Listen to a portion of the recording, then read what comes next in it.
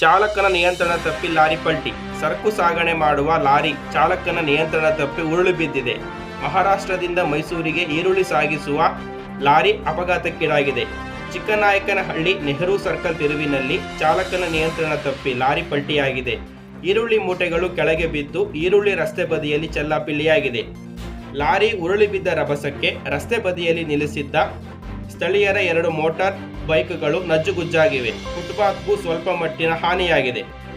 ಮಹಾರಾಷ್ಟ್ರ ನೋಂದಾಯಿತ ಸರಕು ಸಾಗಣೆ ಲಾರಿ ಇದಾಗಿದ್ದು, ಲಾರಿಯಲ್ಲಿ ಈರುಳ್ಳಿ ಮೂಟೆಗಳು ತುಂಬಿದ್ದ ಲೋಡನ್ನು ಚಿತ್ರದುರ್ಗದಿಂದ ಹಿರಿಯೂರು ಹುಳಿಯಾರು ಮಾರ್ಗವಾಗಿ ಜೀವರ್ಗಿ ಮೈಸೂರು ಹೆದ್ದಾರಿಯಲ್ಲಿ ಚಲಿಸುವ ಚಿಕ್ಕನಾಯಕನಹಳ್ಳಿ ಪಟ್ಟಣದ ನೆಹರು ಸರ್ಕಲ್ ತಿರುವಿನಲ್ಲಿ ಚಾಲಕನ ನಿಯಂತ್ರಣ ತಪ್ಪಿ ಲಾರಿ ಪಲ್ಟಿಯಾಗಿದೆ.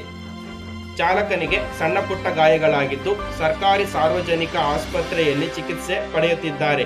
ಯಾವುದೇ ಪ್ರಾಣ ಹಾನಿಯಾಗಿರುವುದಿಲ್ಲ. ಅಪಘಾತದ ಬಗ್ಗೆ ತನಿಖೆ ಜಾರಿಯಲ್ಲಿದೆ ಎಂದು ಸಬ್ ಇನ್ಸ್ಪೆಕ್ಟರ್ ತ್ಯಾಗರಾಜು ತಿಳಿಸಿರುತ್ತಾರೆ.